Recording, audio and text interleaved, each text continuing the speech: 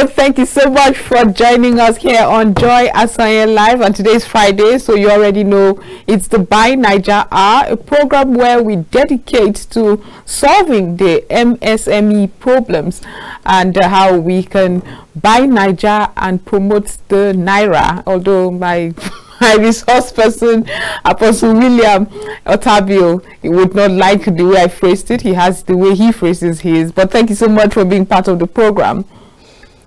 Once again, I am stuck. I'm happily stuck with Joyasonyelive. So viewers and all my MSME people, happy smiling in the midst of opposition. So I welcome you one more time to Buy Naija Hour. Right. Well, on Buy Naija Hour today, we'll be focusing on the transportation system. What can we do? How can government aid the MSMEs as they try to ensure business runs? The business is the oil that actually keeps the country going. So how can we ensure in the transportation system business runs? That's what we'll be focusing on. We'll go for a short break and return to discuss more. This, like I said earlier, is the Buy Naija Hour here on Joyasonyelive. We'll be right back.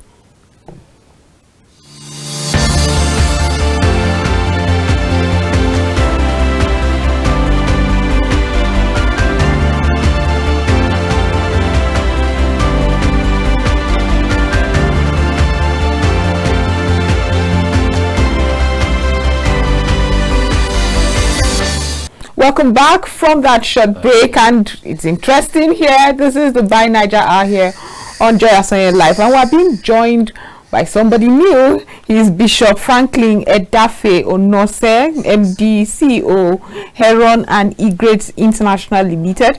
He's also the Director of Operations, Drivers Welfare Club of Nigeria. Remember, we are talking about how the transport sector can be revamped, rejigged, or whatever word really works for you to an extent where it helps MSMEs. And we also have Apostle William Otabil right here with us, our king of Buy Naija. Thank you so much for joining us, gentlemen.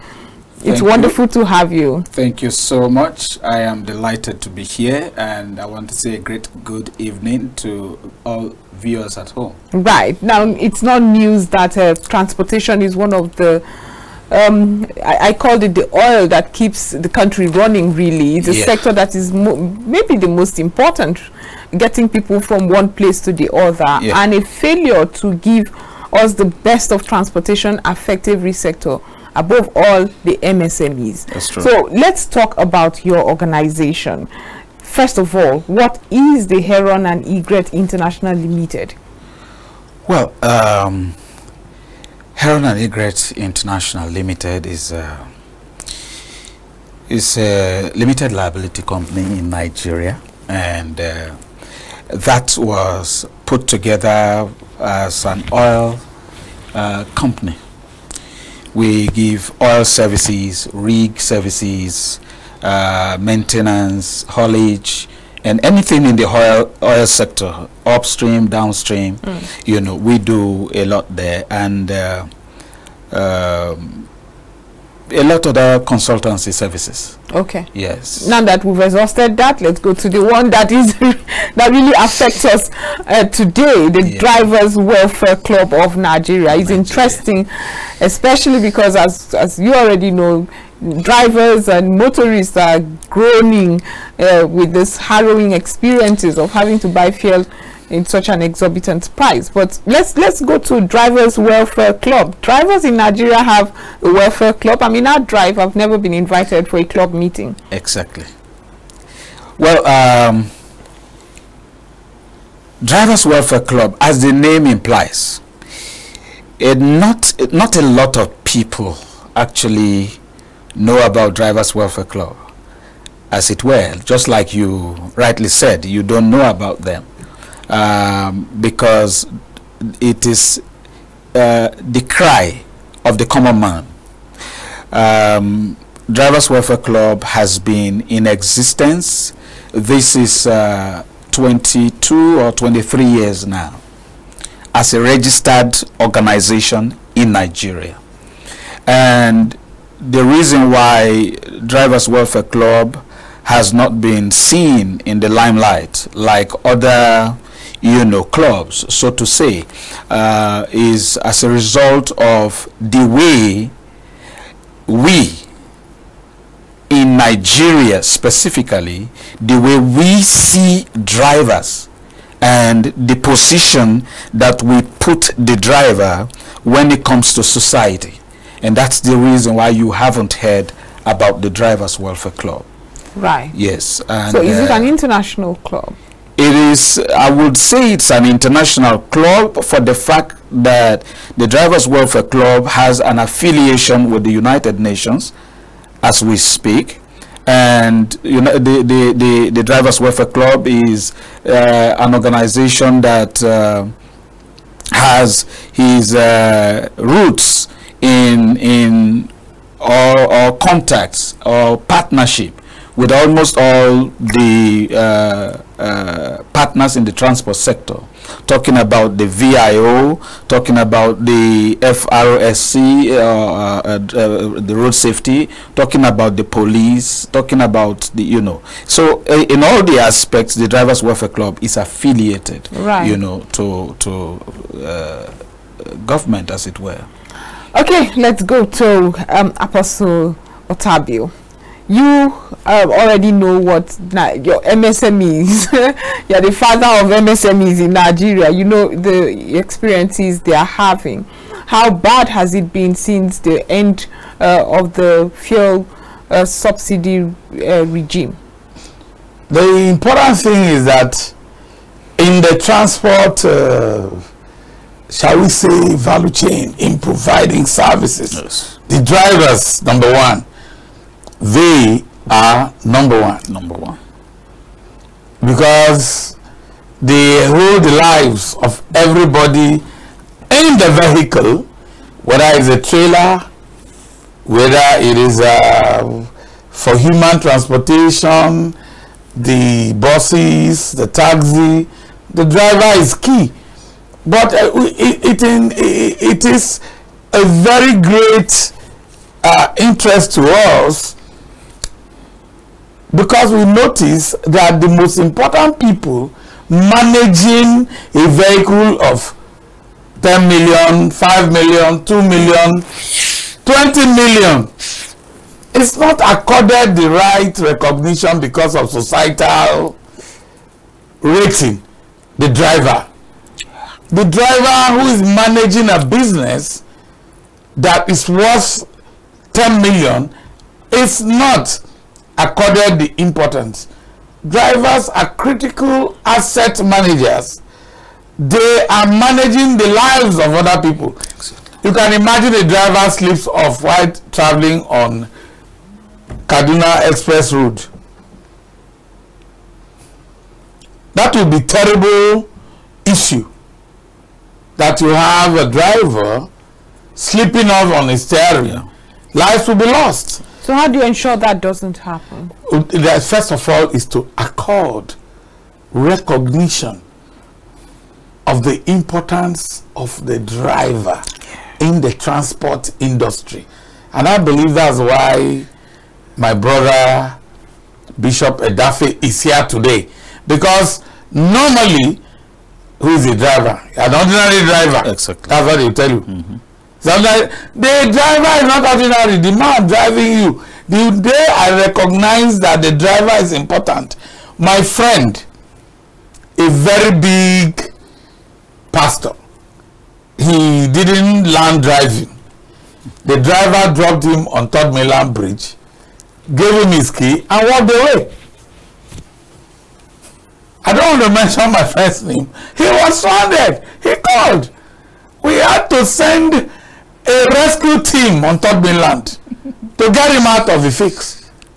That's how important. And he was stranded. And he's not the only one. Many people have been stranded because their driver suddenly realized his strategic significance in the man's life and made him stranded because you don't recognize him. The man holds a very serious key in the transport value chain and supply chain. So for Buy Naija, in the transport industry, we say let us start with the driver. Right. Because the driver who takes your children to school is key. Child abuse, kidnapping, and several issues. If we don't bring them to fore and begin to talk of transport fare and all manner of things, the driver can call kidnappers to wait for you at a particular junction and kidnap you because he knows the route, he knows where he's going to. Okay, so I think that's where Bishop now comes. He will come in. Right. So what I'm saying that Buy Naija sees the whole value chain and supply chain of the transport industry as very important, starting with the baseline, the driver. So Bishop, I think over to you. Having said that, I would like to see, like I'm sure my viewers are wondering, we know how important the driver is. Yes. Now, how do you ensure those things he mentioned, those very key points, yes, exactly, that he mentioned, would be addressed with, is it the drivers welfare club that addresses this? And if possible, for those who want to engage a driver, what should they know? Exactly. All right. Having said that, I want to say thank you to the chief executive here, my chairman, the Buy Naija product. He's the designer of this, and you see, it takes the eagle eye to see this aspect. And I want to say that the Drivers Welfare Club, as an organization, this is exactly what gave birth to the Drivers Welfare Club. Because over time, the founder of this organization has worked with other, frontline transport organizations that deals with vehicles, deals with cargoes and all that, but left the driver out of the picture. And they found out that people die, drivers die for minor injuries of maybe 100,000 to be paid in the hospital. And for that, the drivers doesn't have the money. Some drivers die in the process. So that is the reason why the Drivers Welfare Club is put in place. Because you find out that as far as the driver is concerned, as negligible as his life is to all his employers and, the people that he serves, when the moment he passes on, his wife automatically becomes, other people's wives. Other drivers take her, because there is no other person to run to. She becomes somebody in the motor park that touts now play with. His children, if they are boys, they become agberos. If they are girls, they automatically become prostitutes because there is no place to fall on. The driver does not have access to any soft loan. He has no access to, there is nothing, no job security of any type.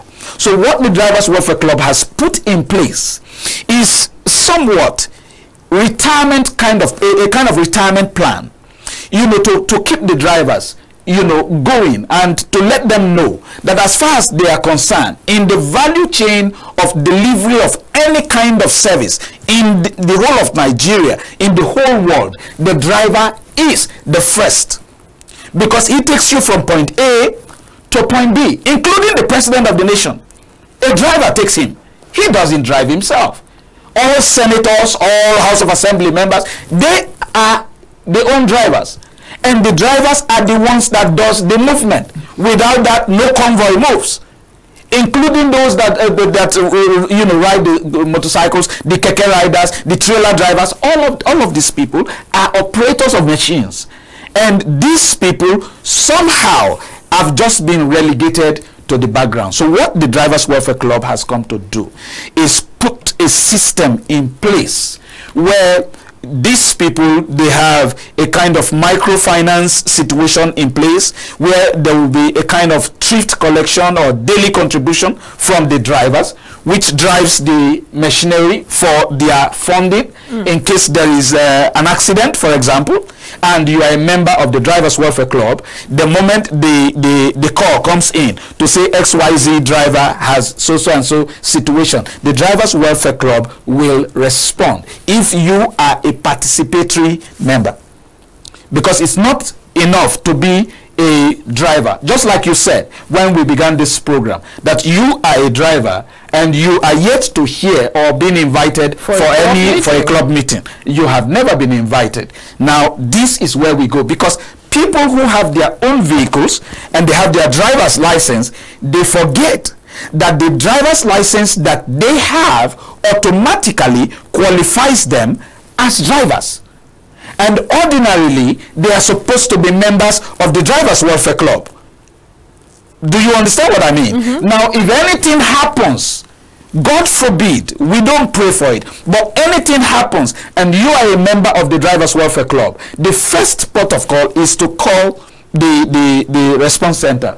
The moment you call and they know that this person is a participatory member of the Drivers Welfare Club, they come in.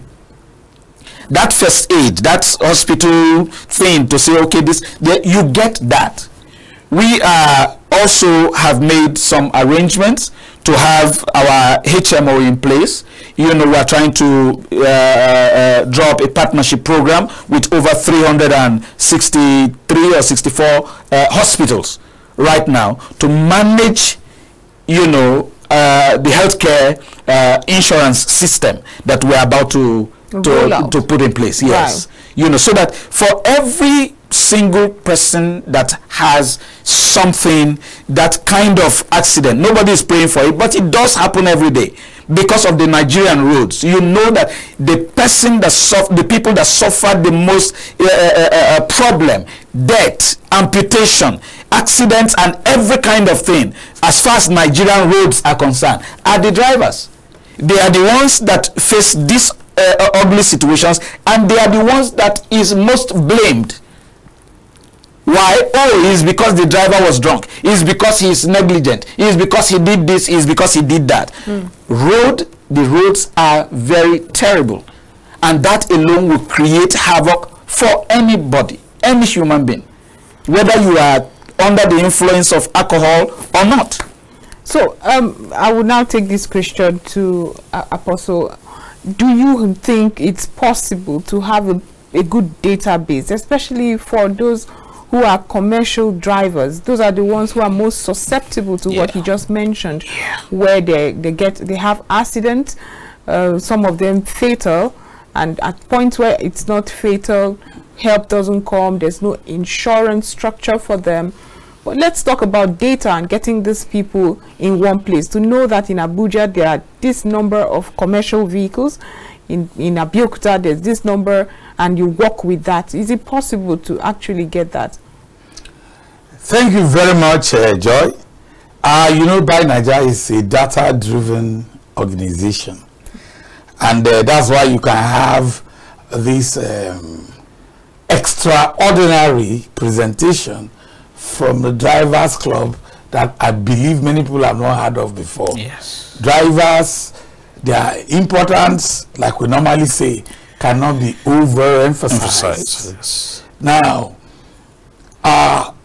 in the Buy Naija database of products and services, we have recognized the services of drivers as an important segment of the value chain in the transport subsector. Now, it is possible to have a database which we will now tell the executives of in the transport subsector to cooperate with us to have a veritable database of drivers, their needs. And already Buy Naija has an insurance back end. We've been promoting insurance for micro and small enterprises. Right. Now, how many drivers have life insurance, have health insurance? I am very happy that the Bishop has mentioned the issue of medical insurance. In fact, it is supposed to become compulsory that every driver must have a medical insurance that takes care of some of these contingencies, because they are the first line of people that need medical insurance in the day of unfortunate accident or incident. Exactly. Then we need information on them because of all the other exigencies and contingencies, talking about them being moles or agents for kidnapping.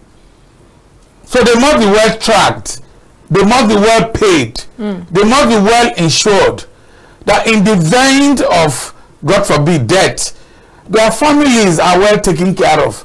But because there is a lack of awareness of their strategic significance in our daily lives, we take them for granted. Exactly. Okay, having said that, it's time to go for a short break. You've just mentioned something very important. How can we vet these drivers? Does the Drivers Welfare Club of Nigeria have the capacity to vet drivers enough to give people confidence, especially if you have to recruit one? Yeah. We'll be back to discuss more. This is still Joyasonyelive.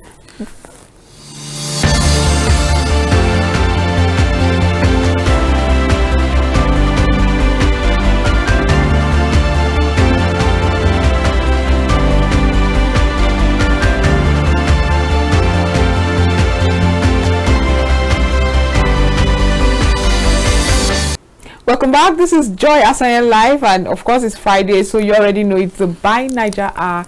On the program today, we have an apostle and a bishop. It's been interesting talking about the transport system in Nigeria and the Drivers Welfare Club of Nigeria. Before the break, we were talking about if it is even possible to have the proper data of drivers in Nigeria. I mean, the government has been trying to get data and statistics for every sector. That seems like a Herculean task for Nigerian government, but the Drivers Welfare Club of Nigeria seems very optimistic that that can be done. We've taken the conversation now to vetting for security reasons. Can this organization also vet drivers, potential driver employees, just so that Nigerians can trust them? That's where we have gotten to. Bishop, give us that confidence Nigerians want to hear. Can we meet you to vet drivers? Thank you very much. I want to say to you categorically that in 2020 or 2021, we at the Drivers Welfare Club actually launched the Drivers Database, Drivers National Database Program. Wow. And the database program was launched because we want to make sure, we want to know the total number of drivers we have in Nigeria. We want to be able to secure the driver. We want to be able to provide and facilitate the driver's welfare. We want to be able to enhance the driver's togetherness as a people. We want to also complement the planning policies, the lawmaking, and the judicial defense of the driver when it comes to issues of road and matters that concerns drivers all over Nigeria. We also want to make sure that we have an active identity of every driver. We want to make sure we know them by face and by name, so that every driver is traceable, to a source. We want to have adequate, information about the driver. And so in the launch of the database, we put some things together that if we have these details of every driver, it will be absolutely impossible for anything to happen to a driver and then we say we are not able to identify him. And we want to get it to the point where if you need a driver, for example, you call the Drivers Welfare Club. One phone call to the Drivers Welfare Club, I need 6 capable drivers. they want to handle such and such and such vehicles. The Drivers Welfare Club gives you authentic drivers. Drivers you can trace. Drivers you have a place to go complain if you have issues.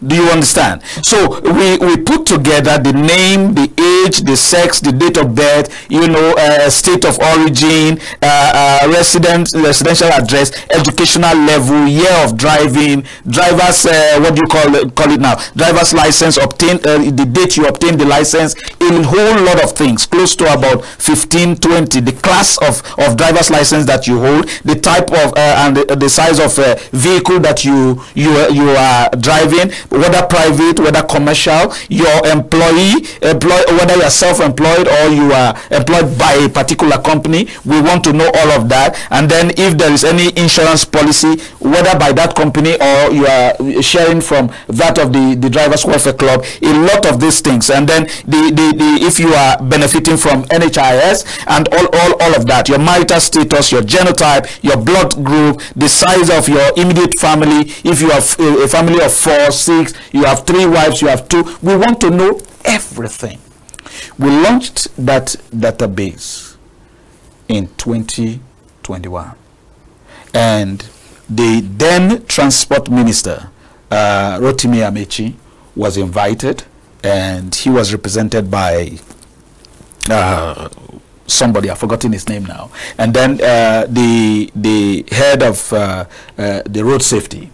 They were invited. In fact, all of these people that are key stakeholders in the transport industries, they were all invited in the program. We did that in the stadium, you know, in 2021. I'll bring some of the brochures maybe when I come next for you to see. And the Drivers Welfare Club, as we speak, we have our foot on ground now, and we are beginning to spread. We just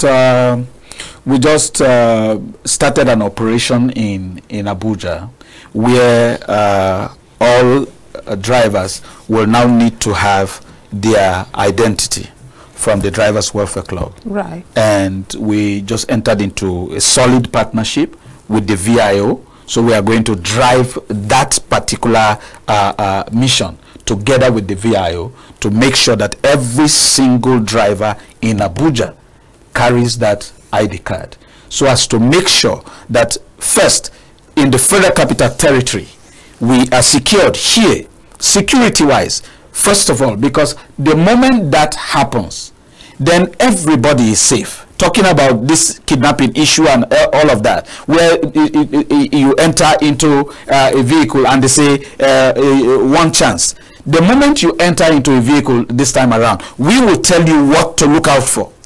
The moment you are able to get that, we are able to identify the driver. That's interesting. Oh yes, yes. So this is the much that we have done. So in the organization, we are looking forward to, you know, talking to more people. We want people who know about the transport sector, you know, to make contacts with the Drivers Welfare Club, and then we'll show them things that they ought to know. Within the period that we're going to spend handling things about the transport sector, everything about the Drivers Welfare Club will bring them to the fore. And I believe God that one of the days I'm going to have to come with the founder of the Drivers Welfare Club himself. I'll come with him. Okay, it'd be nice to have him. But let me go to Apostle Otabil. I mean, he has mentioned so many benefits to being part of this Drivers Welfare Club. And I remember you had talked about low-cost housing for the MSMEs. That's something he's trying to achieve as well for the Drivers Welfare Club. What are your challenges? And what would you say, having tried this, these are the things he would face? Do you think drivers will be receptive to this? Drivers need housing. They need health insurance. They need life insurance. They need so many other benefits that is normal in society. Oh, yes. But we want to concentrate on the peculiarities of their own challenges. Yes. Like you mentioned rightly, issue of affordable housing. Now, since there is no general affordable housing policy that is functional, for now, one of the basic benefits of having that club, association, or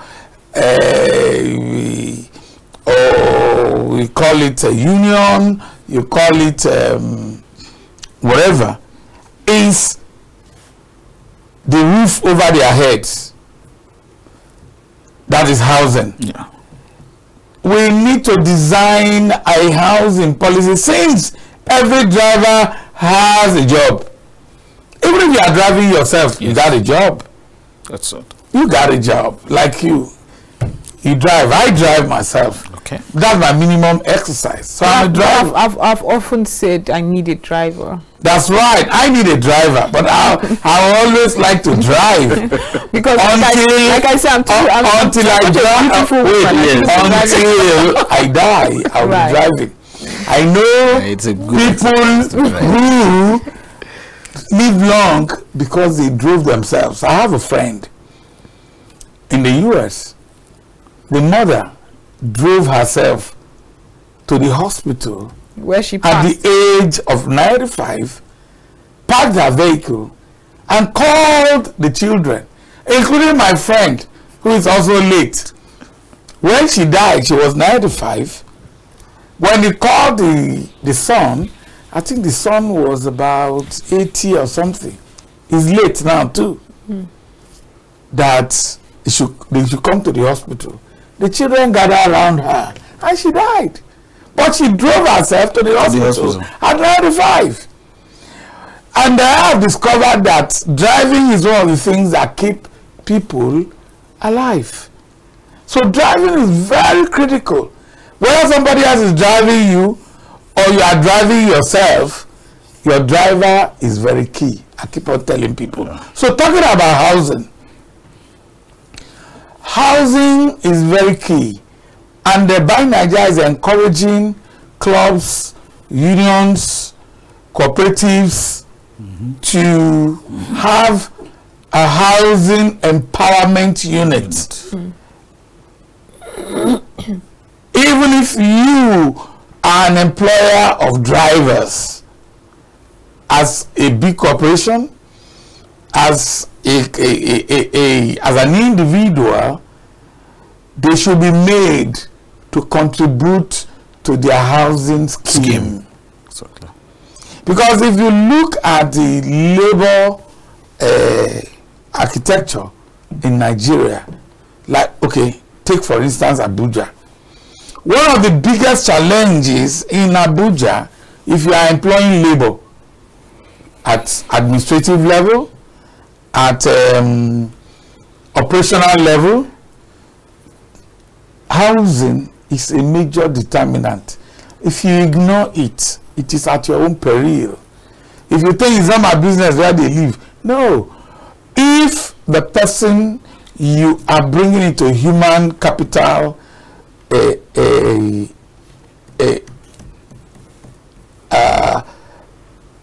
profile of your company, you don't think of where they live. The salary you might be paying them will be wiped out by the transport because of the person's location. So if you know that your operational paradigm is within a particular area, it's either you employ people living in that zone or you move your staff to live within range. So that it will be affordable, or else you have a problem. They either become beggars or they won't go home. I know people who live in Suleja in Abuja and they go home only over the weekend. And that's terrible. It is. Now, back to housing. We want to encourage many employers of labor, whether they are employing the drivers, particularly now who are the focus. Your driver should live within range of where you are. So there must be a housing model. Right. Or else the driver cannot resume quickly. Okay, I'm not sure how much these drivers make. I'm not sure how much these drivers can afford when you say within range. And I'm thinking about an employer that probably lives somewhere around Asokoro or Beitama, and you say within range. But that's something I don't want to go into. Well, we know the range. I don't know. Yeah, you know the range. I have no idea. If you have a driver who has to resume in Asokoro, yes, we know the low rent places around Asokoro. Around Asokoro. Well, and we know where they can buy land and even build a room and a parlor within range. I will consult you for that, but let's yes, Buy Naija will tell you. Yes, let's go to Bishop right now, who would tell us. I mean, like I started the conversation, I have no idea how much these drivers make, but you are promising so much as benefits for membership to the Drivers Welfare Club. You said among many other things that you would grant soft loans, you would have scholarship for members' children, they'll have easy access to spare parts and financial support to families' health. You have talked about the insurance and all of that. Yes. What do you hope, how much do you think you can get from them? I mean, if a driver makes minimum wage in Nigeria is 30,000, that's often what they make. Sure. Do you think they'll be able to afford to be members? This looks like it will be expensive if you are giving this many benefits. Yeah, you are right. It is expensive. It is expensive, but it's not an impossible venture. The reason is because the Drivers Welfare Club works with numbers, and if you take Abuja for example, we have how many local governments in Abuja? We have six. I think six of them. Six area councils. Okay, six area councils in Abuja. And now these 6 area councils, let's take one area council as a case study. In the Abuja Center, Metropolis, you want to say we have maybe a total of 5, 6 or 7,000 drivers. Now, if the welfare scheme says that a driver is supposed to pay maybe 1,000. Hypothetically speaking, this is not it. Right? No, it's not it. It's right. not it. If we want to talk about 7,000 and each person is paying 1,000 naira for monthly dues, for example, and everybody becomes faithful to it as members of the Drivers Welfare Club, that is a figure to work with.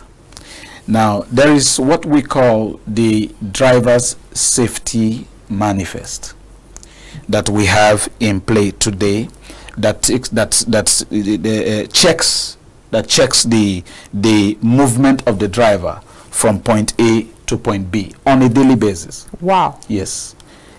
That, so you achieve that with a tracker? That we already are doing with the VIO, like I spoke in the beginning. Now that is a kind of ticket that every member of the Drivers Welfare Club will have to take every morning as you are going out. Now, if that ticket is 200 naira or 500 naira, as the case may be, and you buy that every day, and 7,000 drivers buys that in Abuja on a daily basis, and all of these funds are channeled towards the welfare of the drivers. If anything happens, do you think the club will not have money to take care of it? Because they're going to be happening to 1, 2, 3, 4 individuals. It's not going to be happening to all 7,000. It's not, and it's not going to be happening every day. So, if we are, you see, the driving force here is those that are actually going to handle the mechanism. Right. of how it works. And this is where the Drivers Welfare Club is very different. Do you know why? Let me tell you this. The man who is the founder of this organization, what I'm saying to you now is exactly what spurs him to go register this organization 20 years ago. He was a member of another body. This body is in charge of vehicles and in charge of passengers. That's their operation. They are not concerned about the driver. So each time the drivers will have issues, they come to his office. And he knows what comes in on a daily in that organization. And he found out that the driver will be there. He will spend hours, sometimes days, carrying his document or maybe a recommendation from the hospital one way or the other, and they need to approve maybe as small as 50,000 for that person. He will be there, and that memo will run in through that office, trying to look for signature to get and all that. And after 5 days, they'll start looking for that driver. They can't find him. By the time they call the family, they find out that the man is gone. Meanwhile, he needed just 50,000. Right. So he decided to pull out from the organization and say, if we have so much drivers, we have so much money coming into this organization, and the driver will die because of less than 100,000, I don't want to be here. We need to do something to take care of the driver. Okay. We're running out of time. In fact, we have run out of time, but I'd just like you to quickly address something that a lot of people will be asking themselves. Yes. How do I get a hold of the Drivers Welfare Club of Nigeria? Wonderful. Wonderful. Okay. The Drivers Welfare Club.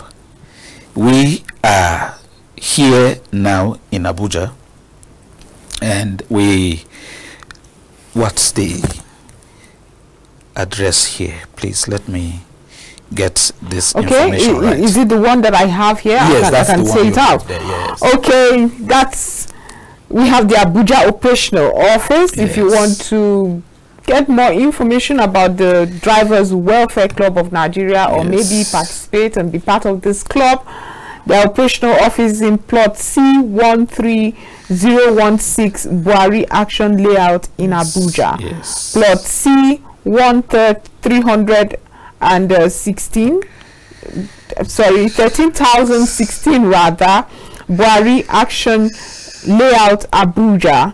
The contact office is first floor Hilltop House, plot 2189 IBB Way, 13 Gwani Street, Wuse Zone 4.